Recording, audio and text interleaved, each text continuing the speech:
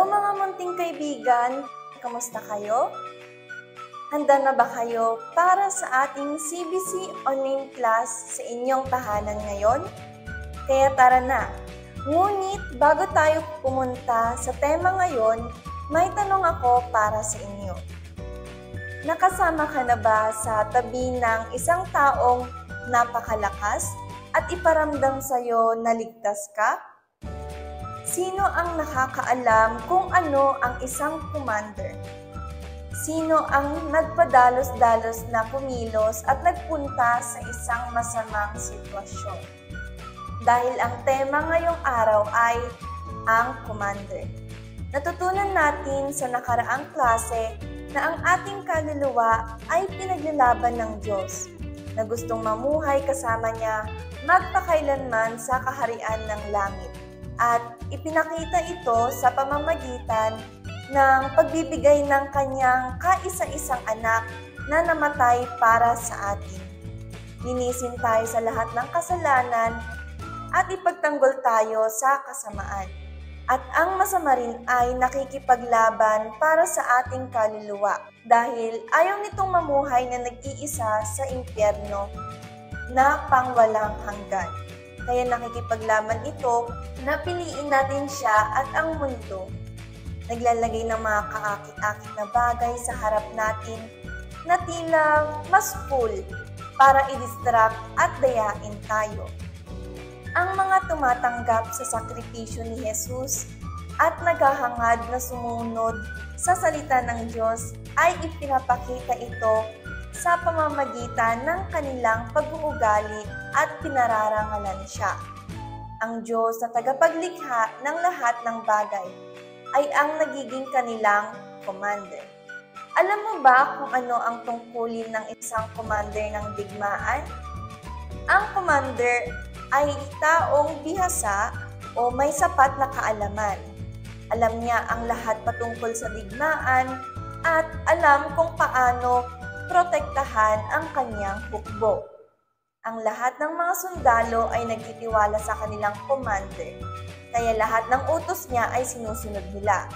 Maging ang mga hindi nila naiintindihan dahil alam nila na gusto ng kanilang commander ang pinakamabuti para sa kanyang hukbo at nais na manalo sa digmaan. At ganoon din ang lahat na ginagawa nila bilang commander ang Diyos.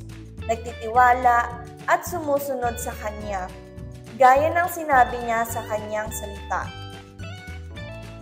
Turuan ninyo silang sumunod sa lahat ng iniutos ko sa inyo. At tandaan ninyo, lagi niyo akong kasama hanggang sa katapusan ng mundo. At sinabi ito sa Mateo 28, verse 20. Sino na sa inyo ang nakatakas mula sa isang masamang bagay na maaaring mangyari at hindi ito nangyari? Ganito ang nangyayari sa mga taong ginagawa nila bilang kanilang commander ang Panginoon. Hindi niya sila pinababayaan. Para silang naglalakad kasama ang isang mandirigmang sundalo sa unahan at pinoprotektahan sila. Lumalakad ng walang takot sa kahit anuman. Madalas mangyari ang mga bagay na tila hindi maganda para sa atin, tulad ng isang sakit o awayan sa loob ng tahanan, o isang bagay na gusto mo, ngunit hindi maibigay sa iyo ng iyong pamilya sa oras na iyon.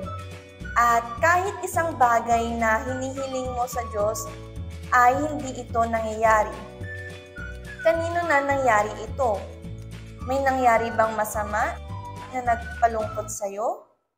Ang bata na ginagawa niya bilang kanyang commander ang Diyos ay sumusunod sa kanyang utos, na kahit gaano pa karami ang mangyari na tila masama, siya ay protektado ng kanyang commander. Siya ay nagtitiwala na ito ay lilipas at may magandang mangyayari. Kahit ano pang panahon, maaaring siyang maging malungkot. Ginagamit niya ang kanyang isipan upang alalahanin, ang aking commander ay ang nangangalaga sa akin.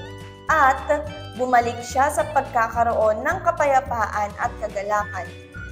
Ngunit ang mga bata na hindi ang Diyos ang kanilang commander ay nagagalit, nalulungkot, umiiyak, dahil hindi sila marunong maghintay.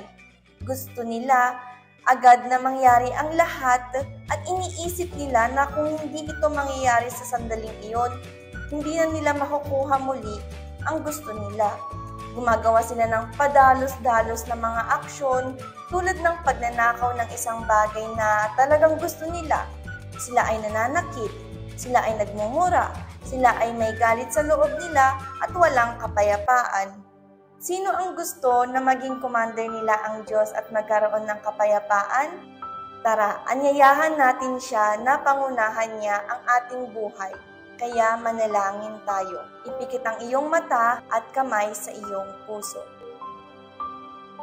Aking Diyos, aking Ama, maraming salamat my God na nireveal mo sa amin yung ganitong katuruan at Panginoon, bigyan mo kami ng kalakasan, Panginoon, para sundin lamang ikaw at Panginoon, gawin ka namin na commander sa aming buhay. Kasi Panginoon, ayaw namin na yung masama, yung mundo, yung maging commander sa buhay namin. Kaya Panginoon, kami ay lumalapit sa iyo dahil gusto namin, my God, na unahin ka, Panginoon, at sundin ang iyong kalooban bilang isang commander sa aming buhay. May God, tulungan mo kami. Ito ang aming panalangin sa pangalan ni Jesus. Amen.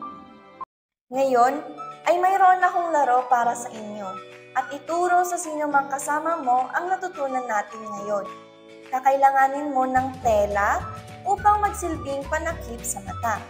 Pagkatapos, ay iyong pipiringan ang isang tao at bibigyan sila ng utos na makapunta sa isang panig ng kwarto o kunin ang isang bagay na tinutukoy mo.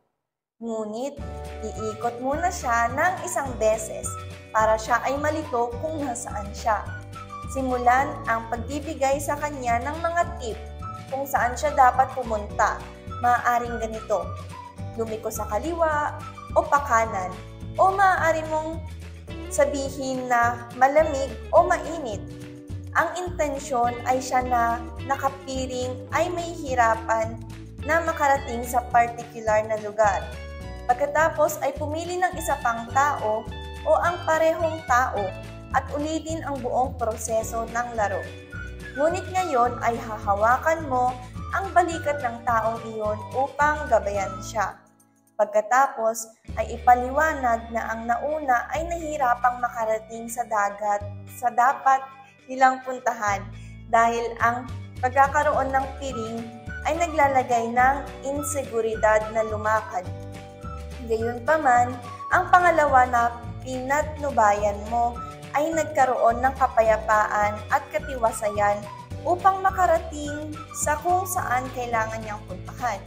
At sinumang sumunod sa Diyos ay nagiging commander niya, ang Diyos, para bigyan siya ng pangangalaga at kapayapaang kailangan niya sa kanyang buhay. Nagustuhan mo ba? Kaya maglaro ka na at ituro ang iyong natutunan dito. Pero huwag mong kalimutang bumalik dito para sa ating susunod na CBC online class sa inyong tahanan. Pagpalain ka ng Diyos at panatilihin tayo sa piling ng kataas-taasan. Paalam mga bata!